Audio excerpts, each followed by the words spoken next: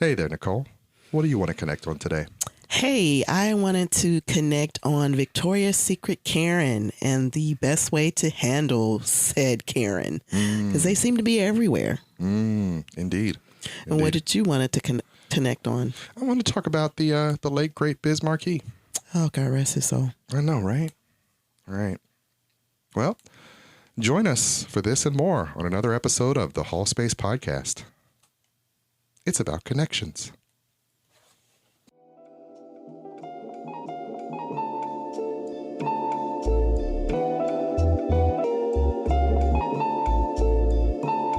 Welcome to the Hallspace Podcast. It's about connections.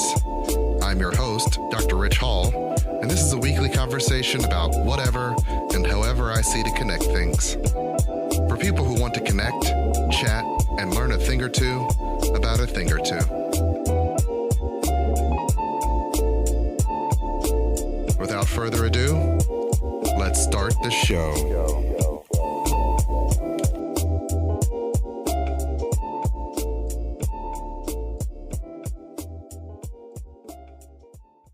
Welcome to the Hallspace Podcast. I'm your host, Dr. Ritch Hall, and I'm here with my lovely and capable co-host.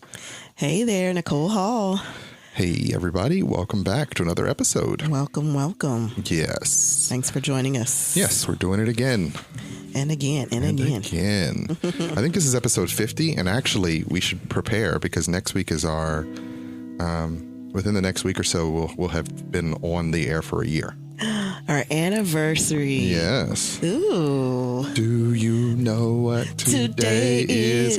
It's our anniversary. And knowing me, I'm going to want to think about what to do for the anniversary, and then I might not end up doing it. But I always have like grand aspirations. I'm always like, we should do something like this, or we should try this experimental type episode. I'm going to throw my idea out there. You have an idea? I do. You're going to put this idea on air, which means... Maybe we have to be held to it. You'll be committed to doing it if you say it now. So if you should be so bold. Well, maybe we should talk about this offline. Yes, maybe, so that you're not committed to this course of action. Yeah, because I have grand aspirations as well. Yeah. Usually with my ideas, it's like, oh, that's going to require like 6 extra hours of work. And where are you going to find that? Yeah. You know, because I'm like, we're squeezing this in as it is. Right. Yeah. One of the reasons that this is able to be made as often and frequently as it is because it's just a thing we can do. We sit down and have a conversation based on some topics we've culled throughout the week. 5 minutes beforehand. 5 minutes beforehand. maybe. Sometimes. Which allows us to be able to be a little more agile with how this is produced. And then and because it also on the back end requires me to do all the editing. So it's like it can't be too ambitious because too ambitious means hours editing. Work on the other end to even get it out. Right. So that's the reason that we can't do all the ideas. So that's why you got to watch. Don't just go saying you're going to do things. Like last week, we said you were going to watch The Rocketeer. Completely forgot about it until today. I completely forgot about it, and I did no such a thing. Yeah, until we sat down to make today's episode, and as a result, she has not watched The Rocketeer, ladies and gentlemen. I have not watched The Rocketeer. So she can still think. You cannot wait for me to eat my thoughts words about it. I can't wait till she sees it because she's going to eat her words. I know she is. You feel so confident about that. It's a good film. Is it? Though? I know a good film. It is a good film. It's a good film. Yeah. Okay. Particularly I know in the movies that you like, you're going to like it. Yeah. I just, if you can get past your own ego. My ego is going to allow me to watch it. But I look at the poster. I'm like, it's a rocket flying through the air. Okay. Yeah. But you like Captain America. It's a guy who throws a frisbee. I love Captain America. Right, which is why I know you're going to like The Rocketeer. But we're not going to continue to legislate that point. No, we're not. We're going to put that to the side to which she watches it. You said it's on Disney Plus. I will commit to watching it at some point in time. Nicole pretty much likes to watch the same things over and over again. I do. Unless it's shows about women yelling at each other, and then she'll watch those anew because they're constantly producing those. Does everyone hear the judgery in his voice? I'm very judgmental about that genre of television that you you personally keep afloat. Like that genre would have dissipated over time. But people like you are like, no, I'll watch another season of that. They could rotate out. There's all new chicks in this show now, yelling at each other, and getting in disagreements. You know what? You mad rude, son. I'll give it another shot. You mad run. You mad rude. Having contrived conversations. Listen, at brunch. And then getting into a fight. Who's gonna throw the mimosas? Right. Okay? Who's gonna throw a mimosa? Who's gonna flip the table? It's coming. Know. You know it's coming. She's shaking the table. Mm-hmm. And she hates watching those shows with me because I'll walk in and be like, no. So, they had this conversation 3 different times, right? How'd they get all these angles? There are a number of things I hate watching with you. Mm-hmm. Like, we were watching Tokyo Drift, which is Fast and Furious. I love it. Okay. And then the next Fast and Furious movie comes on, and you're making fun of it as well. And it's like, hey, because they're not acting like people. They're barely having conversations with each other. Let you enjoy things. Yeah. Okay. Yeah. All right. Because I was pointing out how this movie was obviously made for 12-year-old boys because they definitely were. It's like, oh, why does every shot have a female's legs in it? A female's bare legs in it. It's muscle cars and half naked skinny girls. Yeah. Yes. Yeah. Yep. Yeah. Yeah. And somehow, for some reason, you like it. I love them. Yeah. I like Tokyo Drift because I like that this kid comes from America. He thinks he's a great driver, but he don't know how to drift. And he's got Bow Wow helping him out, this learning the culture. Movie level plot is just enough for you to enjoy yourself. You know what? I'm just saying. Yeah. Don't look at me and smile like that. That's just... You're lucky you're cute, okay? We watch separate things, y'all. We watch separate things. There's some things she likes that. And honestly, I was just glad I didn't have to watch Space Jam, so. Yeah, the kids watch Space Jam. Yep. I watched some of it. And I will say I was mildly entertained. No, thank you. But I just did not know if I had the patience to sit through the whole thing. But every time I walked in on the kids watching it, I was like, oh, okay, I get it. Don Cheadle's in it, Oh, this seems dumb. God bless him. Have you seen the first one? Did I see the first Space Jam? Yeah. Of course I saw this first one. In the theater. I walked out of the theater listening to I Believe I Can Fly by R. Kelly and was moved. Oh. Yeah, but also walked out feeling like, that was a movie. It happened. Okay. What am I doing next? Okay. Yeah. I didn't think it was going to become any sort of cultural icon. I was like, well, the Looney Tunes, I guess, play basketball now. Is it a cultural icon? It's now considered one of those things. It's like, in that same way that... Is it classic to some folks? It's a classic to some folks. Some kids who grew up in that era, it was a classic. Now, by the time I saw it, I was not even a teenager. Yeah. Yeah. We were teenagers, like even older, I think. Yeah. So... The first one had Michael Jordan in it. And I was into basketball. I was more of a Scottie Pippen fan. Unfortunately, if you Google Space Jam now, you get the first one. It came out in 1996, so I was graduated from high school. Oh, yeah, we were. Yeah. Okay, that's way older than I. Okay. But, it had Michael Jordan in, so I was like, I got to watch it. Yeah. And then was like, maybe if I was 5 years younger, I would have appreciated this. Yeah, maybe if you were in junior high. But at my current age, I was like, nah. That was a thing that happened. Yeah. It can't. It's in the theaters and it's also on Disney. If you're into that sort of thing, that's your business. It's not on Disney. It's HBO Max. HBO Max. I'm sorry. Don't do that to Disney. Yeah, I'm sorry. Those are Warner Brothers characters, ma'am. Whoopsie. Yeah.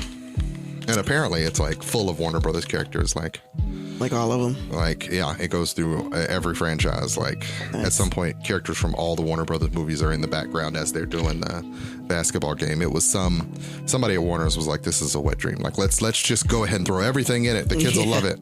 Our kids were laughing at it. They stayed with it the whole movie, so it obviously did what it was supposed to do. All the kids, even the older kids, were. Yeah, they stayed for the whole movie. They watched the whole movie, which is rare. Yeah, especially for Ra, who doesn't really. Yeah, my ADHD. He doesn't really get into movies. Who doesn't get into movies. He just sort of. Well, and Victoria watched the whole thing too. But the girls were there, so she did. So that says something. I guess Space Jam endorsed by my kids. Yeah. I didn't ask them how many stars they give it, but they would tell you because they're like that. Hyper verbal.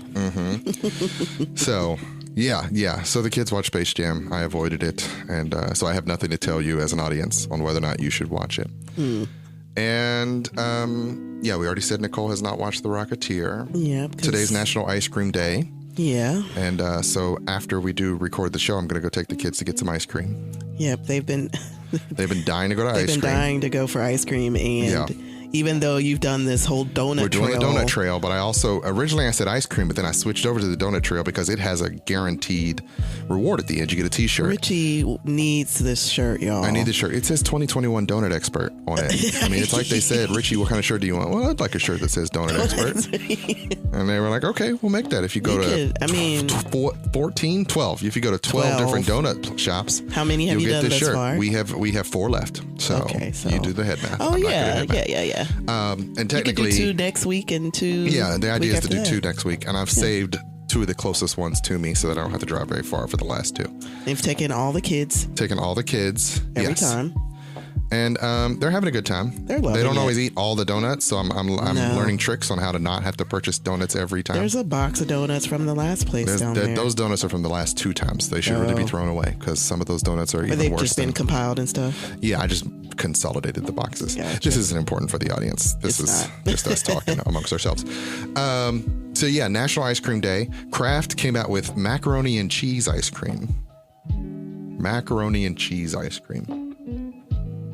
Nicole's making a face. You can't see her face, but she's making the "why was that a thing" face. What is that? Who's that? Crickets. That's the Waka Flocka face. Yeah, the Waka Flocka. She's making the Waka Flocka face over there about the that ice cream. The up in the air eye roll down to the ground. Right, but I also found out that Jenny's has a blueberry and pineapple ice cream that I definitely want to try. Jenny's ice cream being a very expensive ice cream that originated, I think, in Columbus and is really good, really rich. And for a lactose intolerant person like me, should not eat too much of it, but I definitely want to try a pineapple. Chunks of actual blueberry pie in it? No, it's not blueberry pie. It's blueberry pineapple. Oh. See? Okay. See? I didn't think you'd appreciate it, and I love it enough for the both of us.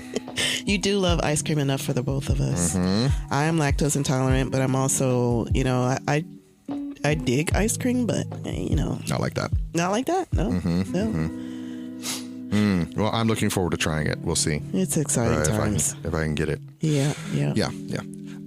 And what else is in this opening section? You were on the news again this week. I was on the news again this week. Yay. Yeah, that was the thing that happened. What was the topic this week? We just talked about transitions, so not a super big deal, I don't think. The segment's called Ask Dr. Hall on Channel 12. It's going to be going for like 3 or 4 weeks. My parents are very proud of me. So we're all very proud awesome. of you. Yeah. But it's just me getting up there and talking like an expert. There might be an issue with this. So we didn't get any questions last week. We're supposed to like answer questions from parents, which I'm a little concerned about because that's like direct advice as opposed to general advice. And people, when you give them the opportunity, can ask you all sorts of questions that you might not be prepared for on live television. But my mom tried to email some questions and got the questions kicked back. So there's something with the email address that's funky. But once that gets figured out, maybe I'll get some questions and we'll see. Now that you've told all of us, we're all going to. Yes, please. No, send in questions because I need questions. That's what they asked for. Yeah. I'm just trying to figure out how many emails I need to do this. So. Yeah, my mother's like, I have 8 questions. And I'm like, geez, lady, like just send one. I said 1 or 2 questions. And my mom's questions are very particular. Like, but what if like one person in your class does not wear a mask and their family refuses to get the vaccine, but you have been vaccinated, but you're not wearing a mask? But what if, like, how do you get kids to wear a mask when they don't wear? I'm like, okay, lady, hey. Yeah. Okay, so I didn't realize I was going to be, popping the cap on your anxiety and let you pour it into me. Yes. So God bless her. But and the fact that there are like, it isn't just that I'm afraid of her and her questions, that I know that she represents a particular demographic of people who have anxieties about this, who might flood the newspaper with the news station with the thousands of questions. And I'm like, oh, okay, I can only answer 3 of these. And it's going to take more than a 5-minute segment to assuage these anxieties. Well, those get filtered by a number of people for by the producer and all that. So I assume that it won't be that bad. But so they've probably gotten a bunch of not really questions, Yeah. So we'll see. See. But it might be that something's funky with the email address. Yeah. That's causing that. I got questions for you, but I got it. Yeah, it's always fun when you ask me questions. It's like there's a particular time where Nicole remembers, I can ask you questions about mental health. And then it's always like, oh, well, you could have asked me this at any time, but now is a weird time to ask this question. Totally going to ask it now. Yeah. And you're, I guess, oh, okay, so my expertise is being called to the floor, and I'm going to engage. And what she doesn't say is that she often wants very specific advice and not general advice, which is my go-to is always general advice. Because when you're talking about a particular situation, you have to drill down into, like, what are the factors of the individuals at play? And general advice is like, oh, in most cases, this is what to expect. And as we've discussed on the show before, I tend to equivocate until I know very particular circumstances upon which to build. Just because, I don't like leading people in the wrong direction by giving too general of advice. But that's not what people are looking for. They're looking for specifics. Give me a bullet point list. Bullet point lists. Yeah. I love lists. Yeah. So. Yeah, no, that's not how you advise people. You help people by helping them decide. Because as I say, we all know the prescription for a happy, healthy life.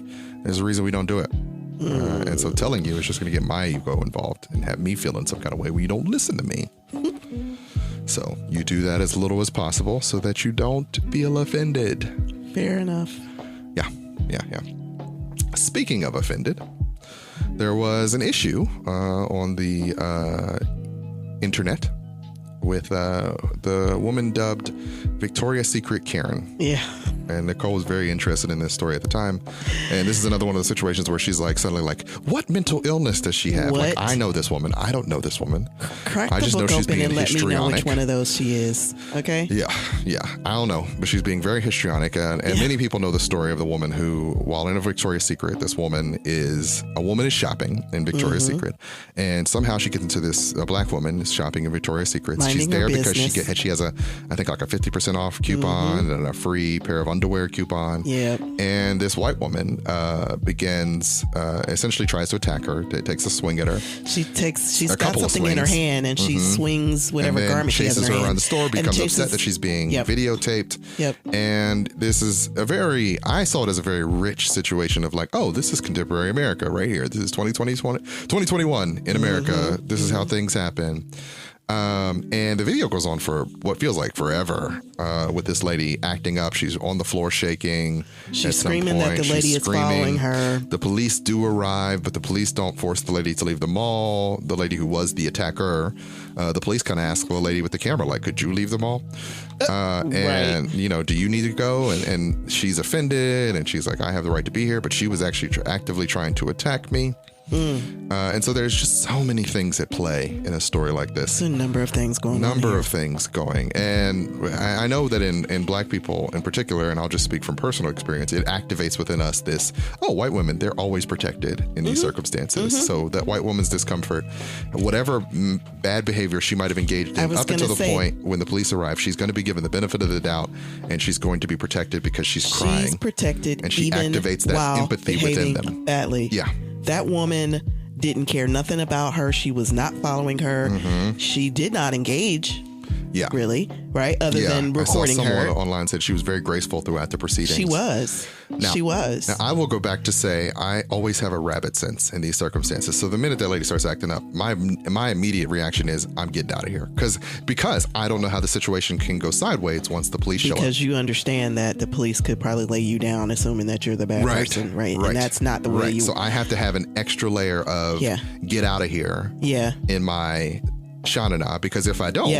it could end up there's just way worse than a variety of ways in which this can go bad. And I don't think that a lot of people understand that, being a 6 foot tall black man, it's like, I don't know, he's in command of whatever situation he's in. Nope. I am it's time for me to go type of guy. You will be, because I know misunderstandings might not benefit me. You may become a casualty of war. Absolutely. I mean, and that's, I think the most frustrating thing about the whole thing, besides the fact that she's just this victim with a capital V, right, is that they asked the other lady to leave. And there's, again, I'm a work in progress, right? Lord's not done with me yet. There is a part of me that when I saw how foolish this lady is acting, screaming on the floor, it's like, that old school, like, I'm gonna give you something to cry about, ma'am, because I haven't dragged you on the floor, but I could. I could. Yeah. And I really want to, because you acting a whole fool, right? That's the Lillian Slaughter. That is it. It is. It is, because, you know, and we were talking about it in my chat group, because it's like, ooh, have y'all seen this? This is crazy. Yeah. I do know that from personal experience, when in a situation like that, I have a similar reaction that you have, which is preserve yourself at all times, get away if you need to, kind of thing, right? But there's this monkey part of my brain that's like, this girl is laying down on the ground screaming that I'm following her. Yeah. Okay. All right. So you want to fight. You choosing violence. That's what we're doing. But yeah, I remember I got into a car accident with Victoria. I was picking her from school right down the street. Yeah, that. And I feel like that was that's the closest to a Karen moment that I've had recently, right? And this lady sideswipes me, right? It's raining. She runs the light. It's my turn. There's a camera at this Walgreens at the corner and everything. So, you know, we pull over, and she's like, are you all right? And I'm like, I'm all right. Are you all right? You know, Victoria's crying. I call the police, because that's what you do. Yeah. You know, you say, hey, I'm calling the police. They're going to come and everything will be, you know. And so what's interesting was she immediately goes into this, can I say it? I mean, I guess you could bleep it out if you want to. Like white girl victim mode. Like, oh my God, you're right. Like, you know, you ran this lot. Like, she's like trying to argue the accident. And I'm like, the police will be here soon. We'll let them determine what happened. Yeah. I know that I didn't run the light. The light was, my turn was green. Yeah. So all I kept saying to her was, no, the police are on their way. We don't have to argue about this. Yeah. In the rain. Ma'am, you go sit in your car. I'm going to sit in my car. The police are on their way. Yeah. There's no need for us to even engage like this. Right. I mean, and so I think, and I definitely the Lord was watching out for me, because I like, that could have definitely gone. Could have gone another way. A whole nother way. Yeah. Oh, yeah. So, I mean, she ended up being a horrible person anyway. Gave me a fake number and a fake name, and I wasn't thinking. Gave a fake name to the police as well. Gave a fake name to the police, so you know they're looking for her, the insurance company's looking for her. Like, yeah. So, yeah. That was, but I was glad that I was of the mind to do what you were supposed to do in that circumstance, and follow through, and you know, many of us have this story of when we come across a person who essentially knows that their whiteness is a cudgel that they can use against the person, and that they can behave any way they want. They can behave any way they'd like, which is very unfortunate. It is. Because, and they might not necessarily. I'm one of those people who wants to give the benefit of the doubt. I don't assume that they always know that this could end tragically for a black person. I don't know that they think that far ahead. They just want their way. Either. Yeah. And there are many who believe, no, they know that they're weaponizing their whiteness. I think they know they're weaponizing it, but I don't think they're thinking. I think they want what they want. They're kind of like toddler their right? child is activated in a way. And so they're just thinking, if I behave this way, if I cry, I'll get my way. If I blame the other person, like, I'll get my way. Yeah. I just want to get out of this situation. Yeah. And you see in many of these situations, I mean, because it has become a thing where when they're being recorded, they react in this. Right. They blow up even more because they're just recorded. As aware as we are that them being recorded could get them could come with consequences. Yeah. Right. And so now there are consequences for their actions in a way that, and so they try to evoke I believe there should be consequences for this person's actions. I agree. And so they're trying to use that. You know, they know that there's a societal thing on their side. In one of those cases, I remember in the Karen who called on the bird watching guy, she was like, I'm a white woman. What do you think they're going to believe? Like, she was able to say. Yeah. She was very cognizant of what she was doing. Right. And she was actually a liberal person, like in her private life. Right. So it's the idea that even liberals will sometimes be the person on the wrong side of an Republicans issue. But people often assume it's red hat Republicans, these MAGA people who are going to be the ones. It's like, no. I mean, and when you're a black person, you often just sort of know that you can only trust white people, but so much. Yeah, because the circumstance could come up where they're gonna shrink down into their whiteness, roll over you, and be like, no, this is the way it should be. There's this hierarchy exists. Level of self-preservation that is just baked into. Yes. Which takes us to Nicole's been avoiding this conversation about critical race theory for weeks, and I'm not going to get deep into it. And here's the thing, I'll say this on record, I don't actually care that much about critical race theory, but I am frustrated by the conversation because these conversations always seem to come up when discussing issues around race. White people do not have a language to discuss race. Because in rejecting their language, in rejecting the antebellum racism language, this white supremacy, this hierarchy does exist, and this is the way it should be. It's God-given right that white people are above all the other people. When they rejected that, and I'm putting air quotes around the word rejected, they didn't develop a new language. They just hoped that the problem would go away. Right. And now we're in this place where they're essentially trying to say the bad parts of history not necessarily didn't exist, but we shouldn't have to discuss them. We shouldn't have to talk about them. They're in the past. We should only discuss the parts of history that make us feel good. Why are we talking about history, period, then, if it's in the past, right? Yeah. But we need to discuss history because if you don't discuss it, you repeat it. If nothing else, there are so many parts of what we're going through in 2021 America that even though we are at the center of the information age, we are reliving moments in history. There were people who were against vaccines for smallpox. There were people who were against vaccines for the Spanish flu. These things have happened in history, and now we are facing another anti-vaccine movement because people are afraid and feel overwhelmed by the circumstance, and yet it's happened before. Right. So even in the conversation around critical race theory, for me, the Scopes monkey trial comes to mind. I thought we were past the point where people would argue about evolution as a scientific fact that could be taught in schools because we just assumed we had a laissez-faire attitude to what was being taught in schools. We just assumed that teachers knew what they were doing. But no, we don't assume that. Now people are actively campaigning to get books banned in school again. Right. Which, as I remember in schools, we talked about the movie 1984 as this weird future where we would never want to get back to the point where we're burning books. And yet here we are talking about just expelling books. And what frustrates me the most about this, and I'm not going to get on my soapbox for too much longer, but we just went through this year where teachers were asked to do things that they'd never been asked to do. Our children were asked to be taught in ways they'd never been taught before. And we know now from having a window into the academic process that not enough resources or energy is given to making sure that American children are taught in an equitable and fashion. Fair way.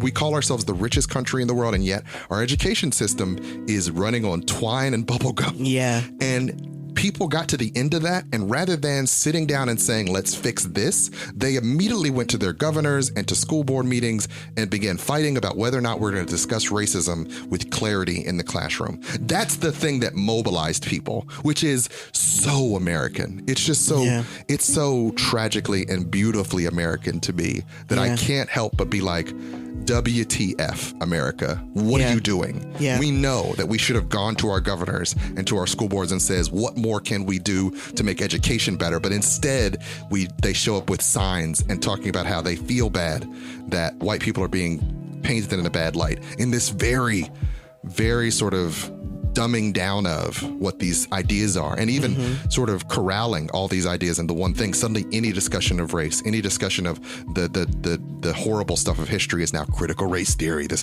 ghost, this specter that's coming for you, right? It's a mirror. And they hate to see it, so they'd much rather just banish it altogether. In that way that white people, as a nation, we've always struggled with the discussion. Racism, slavery was happening when they wrote the Constitution, but they didn't write it into the Constitution. They ignored it because they knew if by writing into the Constitution, it would validate it in a way that they weren't trying to do because they hoped someone else would solve the problem. If you've studied history, there were multiple times where they were like, what should we do about this big problem? Well, let's just hope the future solves it. There was always a discomfort with facing the sin of racism in this country. And, things happened, things improved, things are definitely better now, 400 years later, and yet still unable to stop and go, man, we were messed up yesterday, and that makes us a little messed up today, and we should do something about it today. It was always in the past. It's always a problem. We'd like to kick down the road if we can, or leave in the past, but never in the present. And so that's my big frustration with it. Critical race theory is a sham that they're pulling on people so that they don't have to feel uncomfortable not developing the language they need to discuss race. Right. And it's like if your basement was flooding and you just ignored it, hoping that the problem would resolve itself, knowing it can't resolve itself. And it's going to create other problems, like, say, black mold in your house. And you're like, yeah, but I mean, if I just ignore it, it'll dry out. Eventually, it will dry out and that'll be okay. And it's like, no. This created an insidious series of other issues. Now, you know, your foundation's a little worse than it was before, or your walls are a little weaker, or, you know, the you know, objects in your house that you stored down there have now been made wet and no longer as good as they would have been had they been stored in a much secure and drier place. And you're like, yeah, but I mean, do we have to talk about it? Do we have to deal with it? Yeah. I mean, sure, that pipe's leaking and it's costing me money every year. Because then you might have to redo the whole basement. And who has the money or the time for that? Who wants to pay for that? And what's interesting about this country is, like, you drive through a downtown Cincinnati and you see all this, like, wonderful architecture and all these things that we built, you know, dang near a century ago. And we're like, we call ourselves so great, and yet we haven't rebuilt. We don't match that level of grandeur anymore. We act as if we cannot, right? What is it? The aqueduct? What is it called? The viaduct is this magnificent structure that's crumbling. Yeah.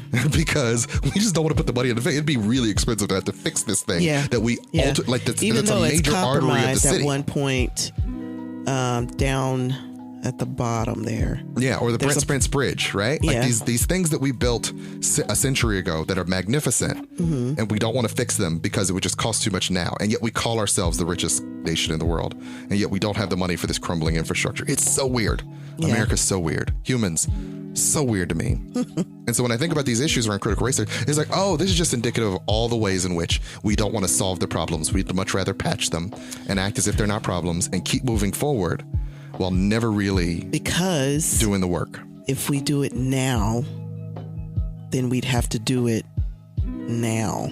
Yeah. As opposed to Right. It would just disrupt things. And if you do it later, maybe someone else. Maybe it'll be somebody else's problem. We'll have to do it. Maybe ittle be somebody else's problem. Our children's children will have to resolve it. So good luck, our children's children, with racism. Good luck with that, great grandkids. I'm saying this on the air so that it's out into the universe one day, so that when you hear your great great grandfather's voice saying, "I'm sorry, we didn't make the world a better place," it's not like we couldn't. We just didn't want to. There was just a lot of people who didn't want to. There are a lot of people that are trying. It's just and you're gonna more than just you hear or this, I. And you're gonna be like, man, we're still dealing with this problem. Yeah. You know. I mean, there's 50, nothing 60s, new under the sun. Years later, yeah. But we wanted better. Yes. We definitely wanted better. Yes. So hopefully, as you comb through these archives, and if the planet's still, you know, habitable, then, you know, you find yourself understanding how we grappled with these issues in the 21st century, at the dawn of the 21st century, how we grappled with these issues and hoped that the people above us would make better decisions, knowing that they probably won't in our lifetimes, unfortunately. So nobody's coming to save you. You must save yourselves. That's my message. Do good to one another on an individual level and do your best to change the systems above you. That's all you can do. It's the best you can do. Yeah. So on that bleak note, we're going to take a commercial break, and we'll be back in just a moment with more of the Hallspace Podcast. See you soon.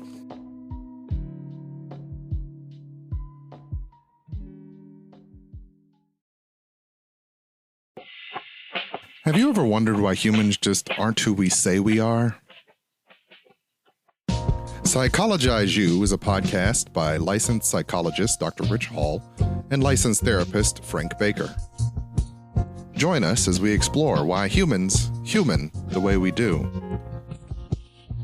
Hopefully, you'll learn a little bit about how the mind works, mental health issues, and ways to cope with this thing we call life.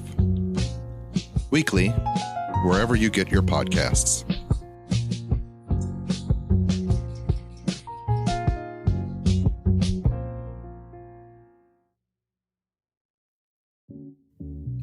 So let me tell you about Anchor Podcast. It's the podcasting service that I use. Anchor.fm is the easiest way to make a podcast, and there are many different reasons why, but foremost is it's free. So you don't need to go out and buy a whole bunch of equipment. If you have a phone or a computer and a microphone, you can record and edit your podcast right on your phone or computer. So that's one major benefit, as well as the fact that they'll distribute your podcast to several different podcasting sites for you. Not only can your podcast be found on Anchor, it can also be found on Spotify, Apple Podcast, and Google Podcast as well. So you don't have to worry about going to all those different sites and setting yourself up. They'll do it for you. You can also make some money on your podcast. Say you have a podcast that only 5 people listen to on a regular basis. They don't limit you on how many subscribers you have to have in order to be able to make a little bit of change for your podcast to keep yourself going. So pretty much everything you need to start a podcast can be found at Anchor.fm. So go download the app either in the Google Play Store or the Apple App Store, or go to Anchor.fm to get started. And I guarantee you, it'll make things so much easier for you, like it has for me.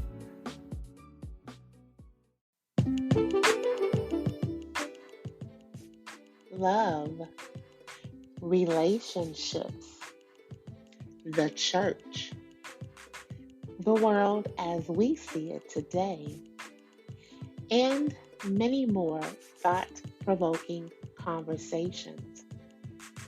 This season of Speak Kaya, She's Come Undone Talk Sessions, coming to your ears soon. Keep watching.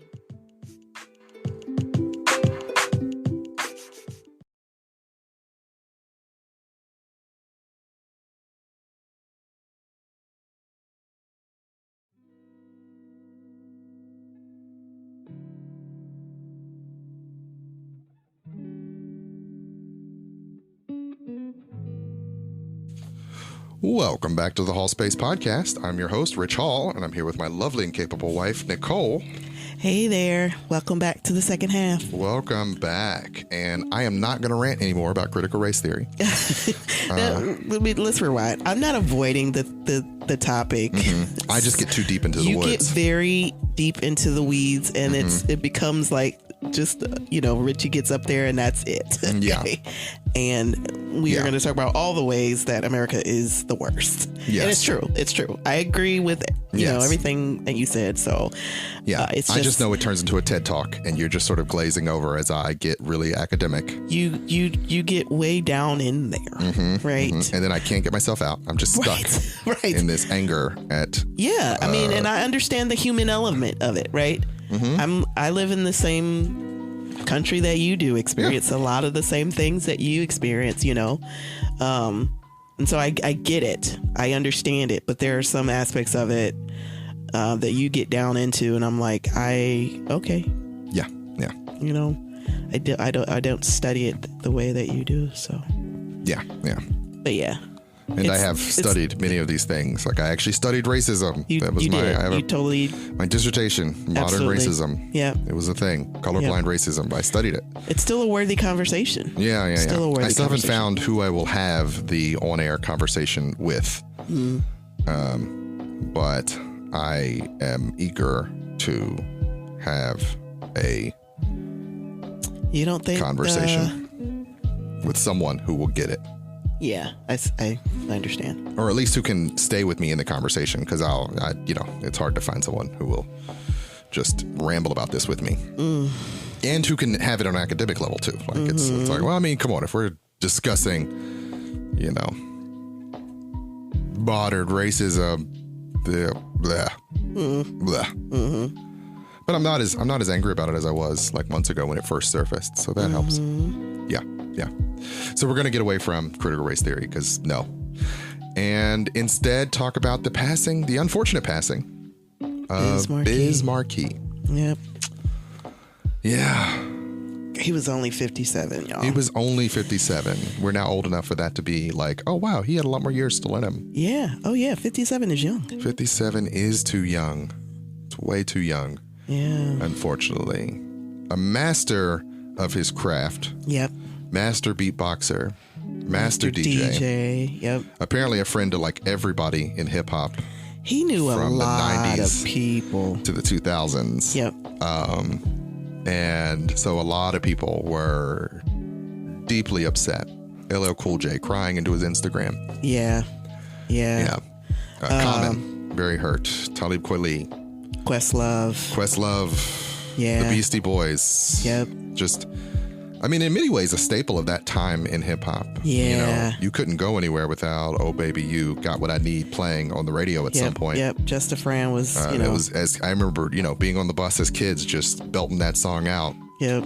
And thinking it was the best ever. Hilarious. Yeah. Someone called him the Clown Prince of Hip Hop. Clown Prince of Hip Hop. Yep. Yeah. I met Biz Markie one time in my travels. I was visiting my brother at his college, so it had to be 90. When did Addison move there? 96. Mm-hmm. So probably right before you and I got together, 96, 97. Yep. Maybe early 98. Visiting my brother for homecoming, and he had DJ'd the party there, which is crazy. Yeah. Because he's like a great DJ. Yes, and I'm not 100% sure that it wasn't him and Dougie Fresh, because I know at some other place, I feel like you and I saw him and Dougie Fresh at the same time. Like they might have done a free concert at UC or something. Oh yeah.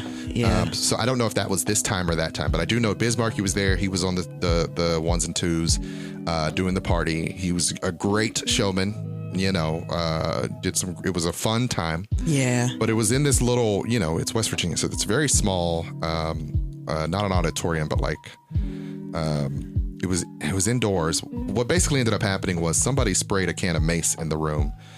Back in the 90s, if you went to a party, what might happen? Always somebody gets into a fight and they spray some mace, and the room has to clear because there's nowhere for it to go.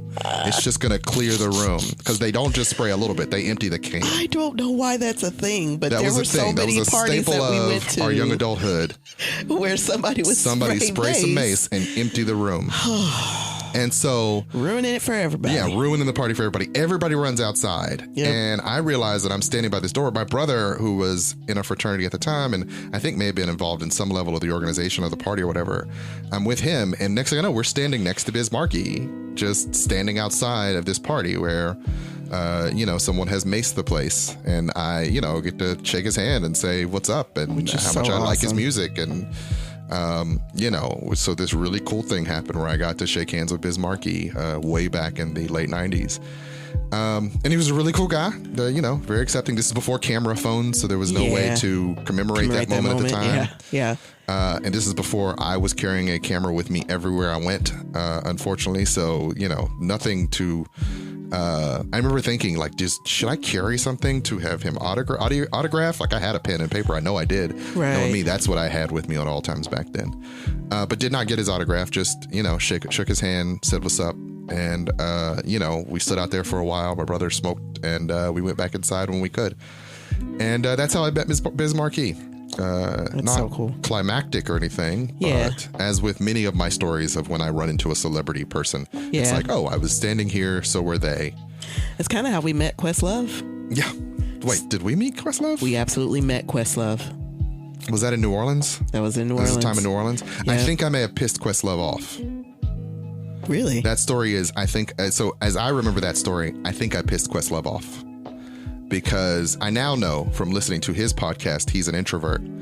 And we were in New Orleans. Mm-hmm, standing outside. Questlove was with some girls, and they start taking pictures with him. Yep. And I run up and start taking pictures because it's like, oh shit, Questlove is outside of the House of Blues because they were performing there that weekend. And we were in New Orleans for a conference. So we did not know they were performing and could not get tickets. I remember looking into it. It's like, but we were at a bar down the street and we're standing outside. And and he just he's walking around out there. Yeah, because their bus was out there. Mm-hmm. Yeah. Mm-hmm. Mm-hmm. And Questlove, the minute I ran up to take pictures, Questlove's whole countenance changed. Yeah. And I was like, oh no, I've upset Questlove. I now know, like, hey, I mean, he's from Philly. Like, don't just run up on him with a camera. Don't be running up on folks. Because that could, frighten a guy. But I didn't know. I just, it's Questlove, a person whom, and I've technically crossed paths with Questlove like 2 or 3 times. Like, well, we do have I don't know what concert that was. He signed a drumstick and then threw it and gave it to us. Yes. Because he saw me way out in the back of the crowd and he sized it up and then hurled it. Yep. And then there was another time where one of his concerts at Bogart's.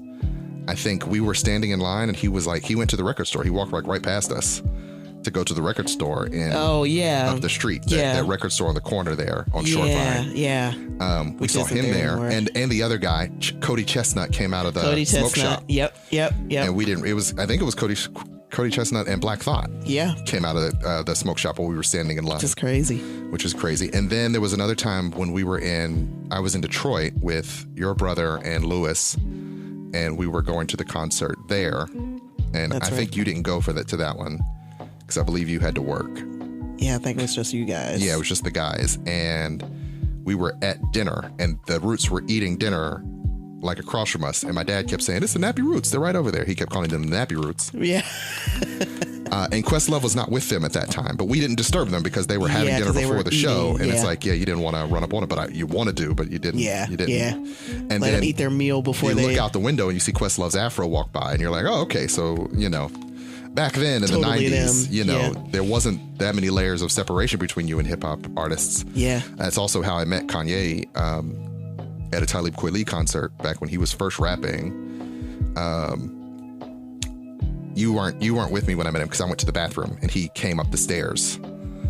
As I was I leaving the bathroom or going to the bathroom? But he just popped up at the end of the show or near the end of the show. I don't remember if it was over or if it was, because normally at Bogart's. Is this before his song went out though? This is back when Through the Wire came out. Was coming out. Yeah. And so he wasn't the Kanye West back then. He was just a producer who had done a lot of Jay-Z beats and was known for that. Was also trying to get this rap career off the ground. Right. And he just, because look at him now. Kanye West now couldn't just emerge from a basement in Bogart's and not get messed with. But Kanye West back then, it's just like, you're Kanye West. Hey man, I love that song, man. And just he's like, thanks. And then he keeps walking and I keep walking, and that's how I met Kanye West. That is it. Yeah. So, you don't know he's going to become the Kanye West, right. husband to Kim Kardashian, et cetera, crazy person. But I shouldn't say that. It's weirder when I say crazy person. He's just sort of majorly narcissistic. It's helped him in his career or whatever. He's a big baby. Yeah. Common is one of the people I haven't met, unfortunately, even though have been essentially, a few feet away from him. We've been close to him a couple different times. But mostly show stuff. Yeah. But not like... Bridget met him at an airport, though. No, she met him on UC's campus when he was there. Oh. Yeah. Because he was just walking around campus and she was walking around campus. And I was like, Kama was on campus today? Like, yeah. I have 4 different CDs I'd have him sign. Like, hey, man, I'm sorry to bother you, but could you sign these CDs? Because I'm going to treasure them forever. Because just take a picture of me and give me a hug. Yeah. This is 96, 97 for me. Like, you are the soundtrack to my trips to Chicago. So, yeah. Unfortunately, we got a little sidetracked, but we'll miss the great Biz Markie. He's one of those figures that will be immortalized by his music, but not a person you think about a lot. But when his song comes on, you're like, and a lot of people are recounting just his fun personality and how cool he was. Yeah. And Jada Pinkett Smith was talking about, or it was Jada Pinkett and Taraji. They were talking about who's gonna DJ our parties and stuff now. So that's he's always been like this fun guy that's around all the time, and now you know he's passed, God rest his soul, but he definitely had an impact on a lot of people, and on hip-hop in general. So yeah, I think one of the interesting things about Questlove, speaking on their friendship, was how they used to one-up each other on different things. And Questlove really likes music and the history of music and samples. Questlove is a bit of a polymath when it comes to the history of things. He can remember dates and times. If you listen to his shows, you're like, oh, how do you even remember? Like, just in talking about like this, it's like, wait, what year was that? I don't know. But he could be like, in the 1987 release of this song. You're like, dude.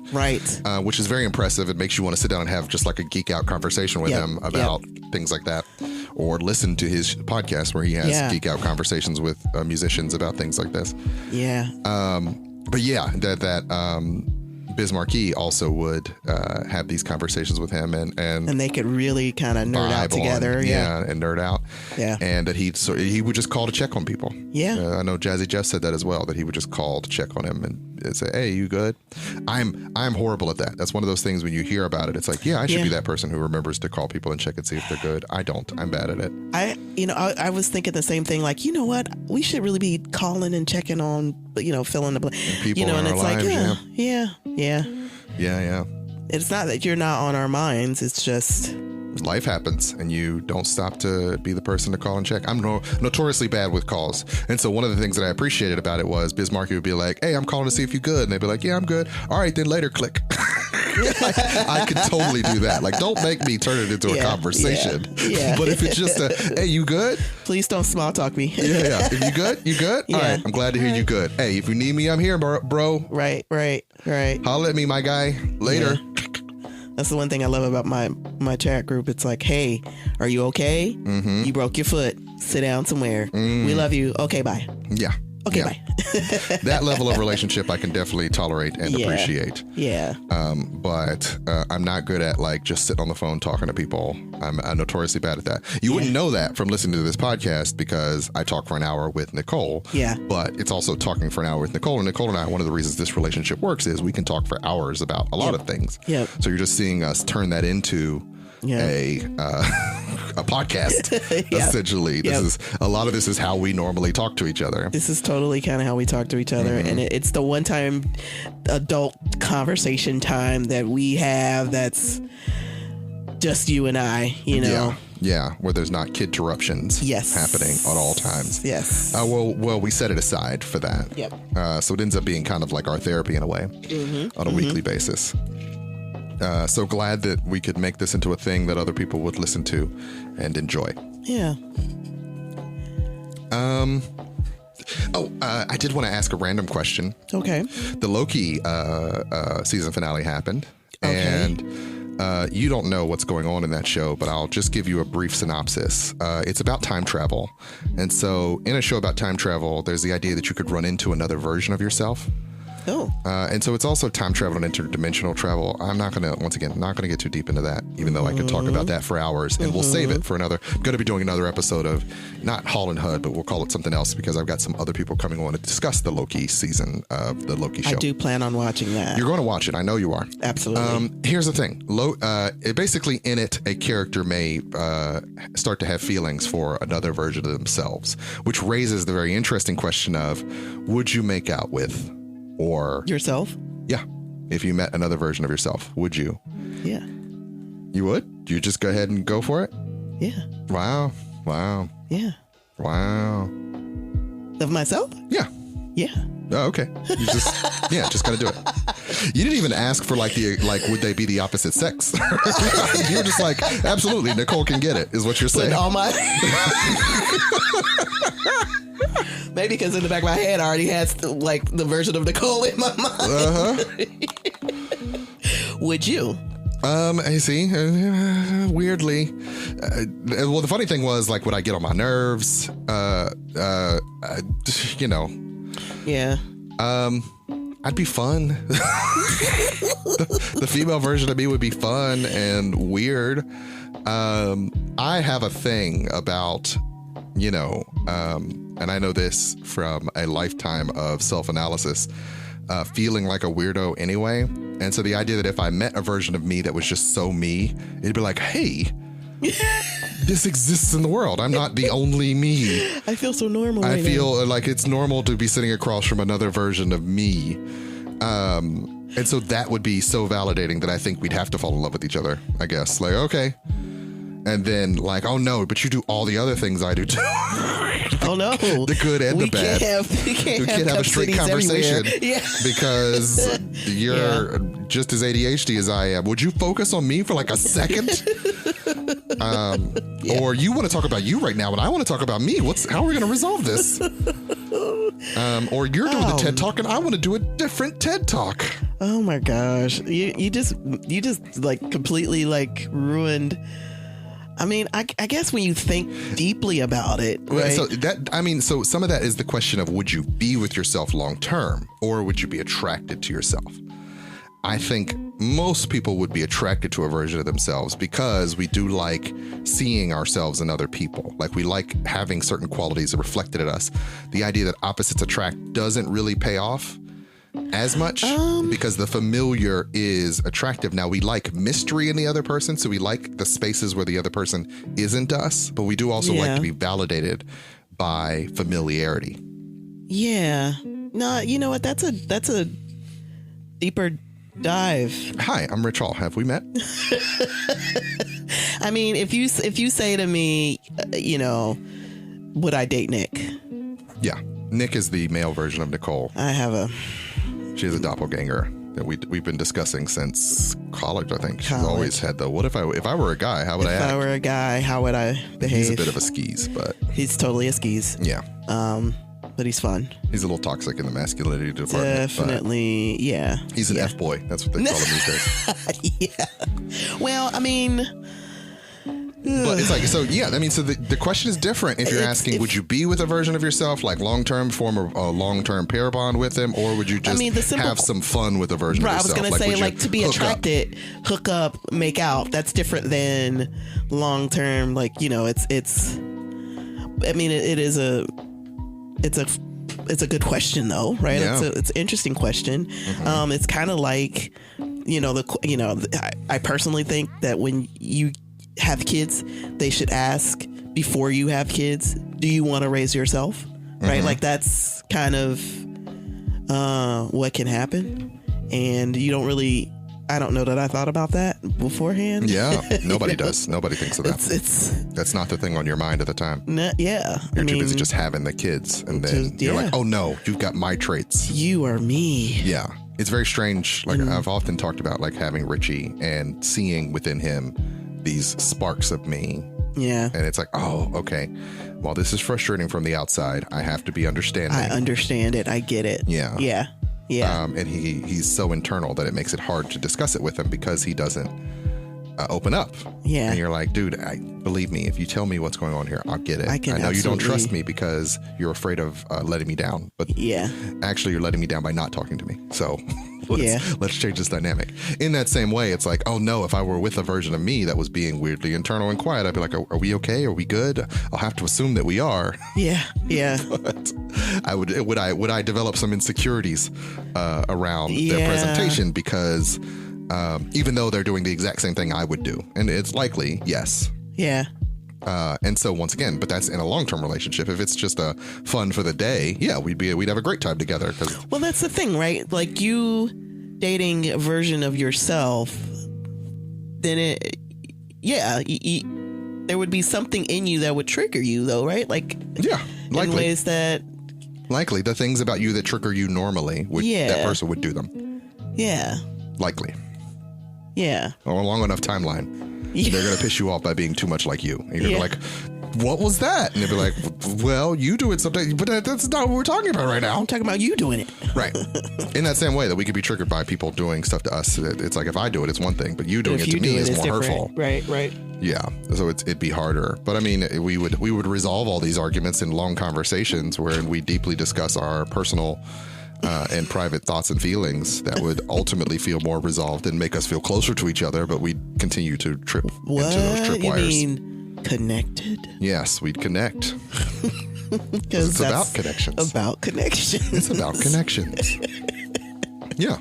So, would definitely mess around with a version of myself from another timeline. Yeah. Primarily female. I'm sorry, I'm not that gay. So it would have to be a female. The male me would be like, hey, bud, we just hang out. I'd be buddies with a version of myself. That would be fun. I would absolutely be BFFs with someone like myself. That would be perfect. Mm-hmm. Female version. Yeah. I would date myself. I would date a Nick kind of. I would. Unfortunately, the problem with being friends with a version like myself is we would forget to call each other, so we would not speak for like a decade. But then when you see each other, be like, "Hey, what's up, man? How you been?" Same. Mm-hmm. I love that Nikki. So we might ghost each other. Yeah. If I mess around with the version of me, we would ghost each other. Yeah. Or you develop like this thing where it's like, "Hey, hi, see you later." Bye, Yep. Easy, teasy, Breezy. Yep. No problems here. Yeah. Just check it in. Just check it in. Just calling to check on you. You good? You good? You good? All right. Okay, bye. Yeah. No, that works. That works. Yeah. Yeah.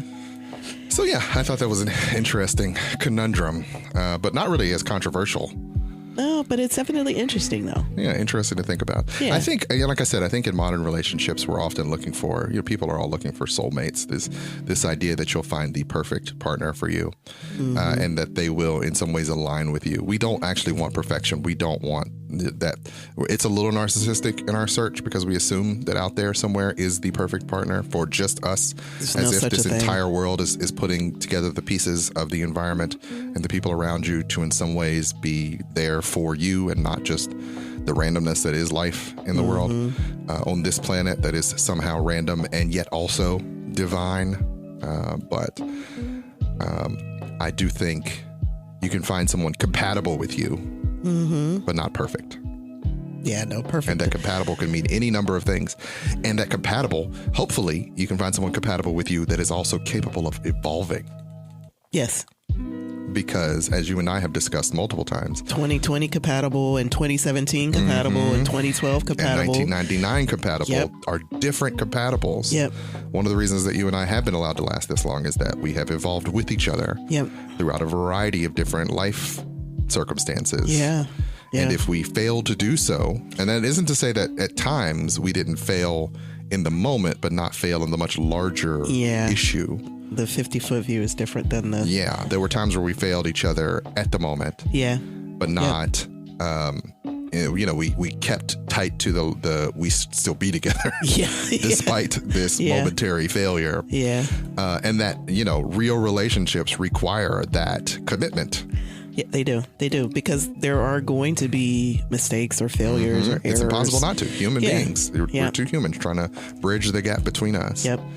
And so you have to learn to forgive some of those. There are things that we could hold grudges about. I mean, now that we have this much history, you can hold grudges about things. I mean, you've thrown some things in my face that I said 20 years ago. Yep. So I know it's still in the vault, and that I don't want to trip that wire to pull that back out. And hey, I said some a-hole things 20 years ago. I was a much dumber young man. We all made mistakes. Yeah. I made a few in particular. And so, what is compatible now has to stay. You have to kind of grow in compatible ways, because if you don't, you do end up growing apart. And I don't know that, for some, I think it's like this is still easier than finding an all new person to grow all new memories with, because, you don't know that if you reach for the sun because you think better is out there, that it really is. You'll end up just burning your wings and falling to the earth. And now you've got nothing because you flew too close to the sun, Icarus. Too close to the sun, Icarus. Reach exceeded your grasp. Yep. And so in that way, I think, for relationships to last, you have to evolve together, as we said in one of our very early episodes. Yeah. And you have to sort of maintain. How do you maintain that compatibility? Right. Because, some of those other things, like, relationships can't be about lust every day. Nah. It's good for getting you connected, but it's hard to sustain long term. You got to be able to tap back into it. I think that's an interesting evolution of relationships too, is that people want to be passionate. They want this people, particularly contemporary people in love. They want it. But how do we maintain the passion? Oh, but passion's a fire that has to be stoked. So you got to work on that. Yeah. And you got to be working in the same directions on that. And you have to, there are going to be times where it's not the most important aspect of this. Yeah. Particularly when you're talking about a family, because hey, kid interruptions are just going to interrupt those fiery moments all the time. They're the world's biggest blockers. They are full on linemen when it comes to blocking moments of passion. They absolutely are. But those moments of passion are still important, valuable to maintaining the fire that is a relationship. It's not going to look like what it used to look like. It can't. It can't. So there's just you have to evolve with each new thing you enter into the relationship. Part of it has to evolve too. Yeah. Having a house, getting older, having kids, all these things will contribute to your sense of who you are and what the relationship is and means. Right. As you grow. Right. And so you have to grow together in that. And if you grow apart, if you grow in dysfunctional ways, it will disrupt you. It will disrupt the unit. Yep. And so, as I've said multiple times, you got to keep the unit sacred in some ways so that none of these changes can break some of these sort of more stable truths. Otherwise, you will be adrift, my friend, my family, my peeps. Yeah. Don't get adrift. Keep yourself anchored in some truths, be it your religion, be it your love, be whatever you choose amongst yourselves. Yeah. Yeah. I agree with all of that. I think it's all very important. And I think there are a lot of other couples that have been together a long time that would say, similar stuff, Absolutely. So, absolutely. Yeah. I think we can both agree that it's one of those things, because I watch a lot of stuff. Like, I've watched Manosphere stuff, and I have a fascination with it, just because I'm always fascinated with like maleness and how that is playing out over time. That's one of my, like, how do people think men are, and how are men really? And you hear the people who are talking about how to form pair bonds, how do you get together in relationships, and they're different than the people who have been in relationships. And some of them are even looking to people like us in relationships, like, how do you do this? And it's like, you really aren't going to get it till you're in it. Like, it's like trying to explain to my 6-year-old why she can't do things that my 11-year-old could do. It's like, enjoy being 6, man, because you don't get to get that again. You do not. And when you're ready for being 11, you'll be 11. Yep. And we often have this conversation around her getting to sit in the front seat, and I'm like, you're too small, and it's just not, the car isn't built for you to sit in the front seat. And she just doesn't get it. She's like, the boys do, but they're also ahead of you. Yeah. And just understand there will come a day where you can't sit in the back because you are in charge of driving. So you'll get every day. Your time will come. Yeah. And then you'll be like, ugh, can someone else drive? Right. Yeah. But for now, just enjoy being the time where you get to be in the back seat. Don't be in such a rush to grow up. That's a great example, because, she's like, they're older than me. Mm-hmm. They're always going to be older than you. And that's inescapable truth. And that's okay. Yeah. Like, you'll take your journey as you take your journey. Yep. And in that same way, when people talk about relationships and being married, and it's like, how do you make it work? And it's like, we just take the journey we're taking. Yeah. And you can't compare yourself to other people, because everybody's different. Not everybody's built for this. Facts. Of the people that try it, we don't always get it right. Yep. There's no amount of anything that makes this perfect for us. It's just a thing we do. It's a part of us. It's a big part of who we are. It involves compromise every day. It involves acceptance every day. It involves some days where you got to get up and do something for a person you might not want to do at the time. Yep. But because they're your person, you have a responsibility to them and to the unit, the sacred unit. Mm-hmm. And so you do, because that's valuable to you. Mm-hmm. This person is valuable to me. It's valuable to the unit. It's valuable to all that you've created. Mm-hmm. Yeah. I was watching something. Eric Robeson, the performer, was talking about winning fights with his wife, and how often we square up to win. We might say or do things that are more hurtful. Yeah. I don't know. Did I send that to you? I meant to send it to you. Okay. I did. I saw it. I did. Yeah. And it was like, she'd get mad when he would just say, I'm going to try to do better. I'll do better. Because she came ready for a fight. She's like, I have bullet points. I haven't even gotten to the rest of these bullet points. It shuts it down immediately. It's like, I recall, there were times where you would come to be like, okay, I've prepared. I'm right here, and you're going to listen. You're going to listen to why I'm right. Oh, I see your point. I'm sorry. I will. You are right. Wait, no, that's not. I'm still on page 2. That's not how this is supposed to go. Yeah. When I said, do you want to fight? You were supposed to say yes. Not, I'll do better. I'm sorry. I did not mean to hurt you. I apologize. That is not what I was saying. That was not my intent at all. That was not my intent. Yeah. And I hear now how you meant it. And I do not want you to think that I think that about you. Yeah.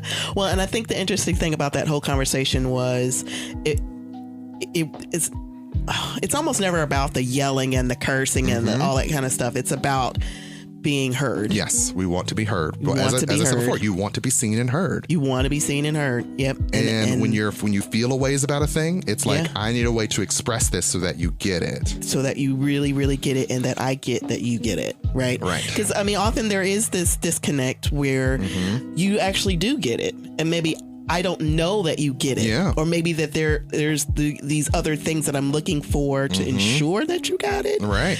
And I don't always know to give you those things because I'm like, oh, okay, noted. I would try not to do that again in the future. Right. And I just I don't want to bring this back up because I don't want to start a fight over something that you've already noted. I'm working to fix. Yeah. Yeah. And you're like, no. This bothered me 3 days ago. And I'm like, oh. I'm still bothered. Yeah. I'm sorry that it happened. Actually, I realized that I was wrong. Yeah. And was working to actively fix this behind the scenes. Yep. But now, I'm sorry. I should have come to you and said, hey, you know what? I really messed up 2 days ago. That was the part where I messed up by not coming to you and openly saying, hey, I was sorry, my wrong. Bad. Yeah. And I should have swallowed my pride. You're right. Yeah. And honestly, I mean, that works for us, right? I've learned to start doing that. I've actually learned to also do it with the kids, right? Because you could be wrong as a parent. Yes, right? Absolutely. And you can make mistakes as a parent. And one of the things this summer was a big deal was I would go and pick the kids up, the girls up, whoever, and I wouldn't ask Ra because he almost never wants to go. Yeah, he always declines. He always declines, but he wants to be asked. He wants to be asked. Which is real frustrating because you've established a precedent, my guy. Yeah. And it slows me down to come all the way upstairs and say, hey, would you like to go to this thing you're going to say no to? He wants to be asked. But he wants to be asked. I am him. He is me. I get it. You want to be asked. Don't feel rejected because you've rejected me a dozen times. But you want to be asked, and so. Then learn to say yes sometimes. Well, but I can ask. So that's the dad in me. She approaches all these situations with a level of empathy that I'm like, you know what? Cards on the table. You haven't given me enough to go on, so I'm going to continue to operate. Listen, and I'm going to be. Your feelings are just going to have to be here on the table because you haven't given me more than you've asked. And they're like, and I'm the one going up the stairs. Why are you rejected? Like, I haven't rejected you. I'm picking up the girls. I'm just do you want to come with me? supposed to do. Yeah. You're also like.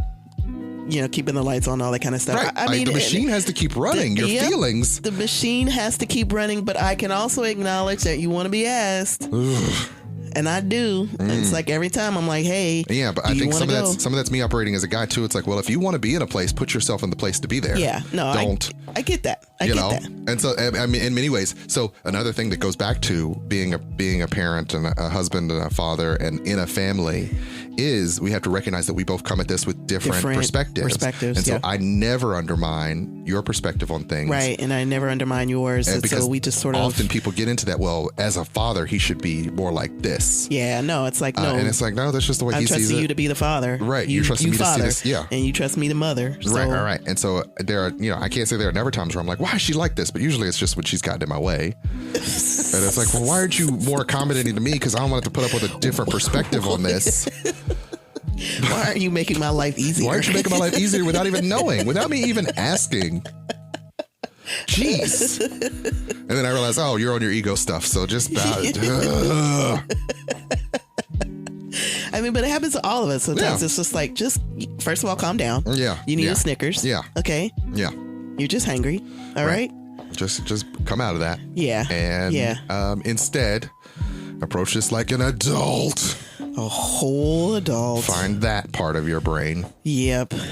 Turn down the monkey brain. Right. And then we'll be okay. We can just get through the moment. So yes, I do think that is a very valuable, I could say that as a person who counsels people in relationships, it is very valuable to see that the other person's perspective is valid, even if it's different than yours, even if it feels far afield, so long as it is not dysfunctional, like they're trying to hurt someone, hurt you, they're not being malicious. It's just, they have a different perspective on this. They do. That doesn't mean that mine is right. I should be open to the idea. It keeps a balance, right? Because sometimes Rob will need your perspective. Yeah, right? No, he definitely will need my perspective. He's going to be a man in the world. Like, hey, learn to be where you're supposed to be. Right. But I also have to be his soft place to fall. So you teach him how to be the nurturer, and I teach him how to be the, the guy who is accountable. Where he needs it. Yeah.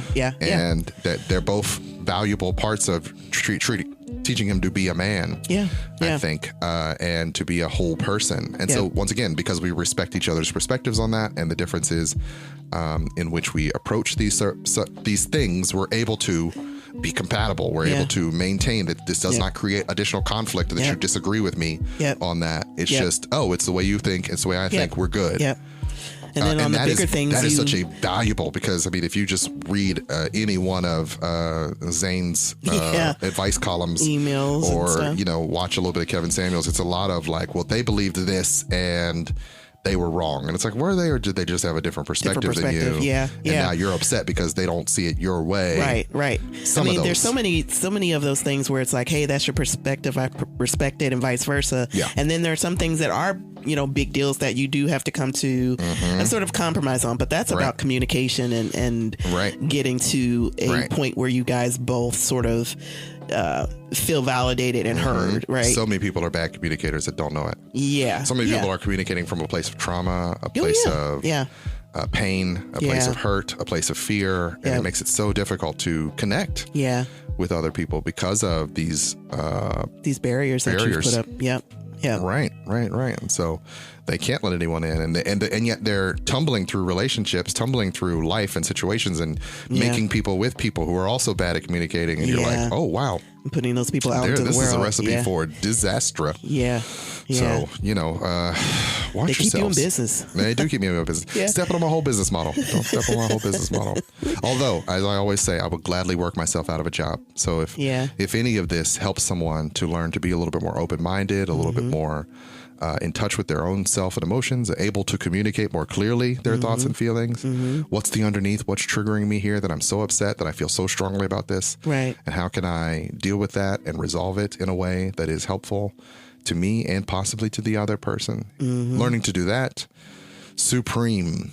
So if I can do that, then I've done my job on this planet. Because that's what I truly believe my calling is, to help people communicate better and be a better version of themselves. And with that, ladies and gentlemen, we have made it to another episode of the Hallspace Podcast. Thank you so much for joining us. Thank you. You know what the music means. You know what the music means. Our time is up. I say good day, sir. I say good day. The Hallspace Podcast is brought to you by Hall Productions, LLC. Show notes and credits can be found at our webpage, thehallspacepodcast.wordpress.com. Any questions, comments, or concerns can be sent to us at thehallspacepodcast@gmail.com. The show is written by Daggerpin Davis. Music is curated by DJ Cabal. The show is produced by Chuck Jones and recorded at Slash and Trash Studios. If you like what you hear and you want to hear more, please be sure to like, share, and subscribe. And I hope you all have a good week.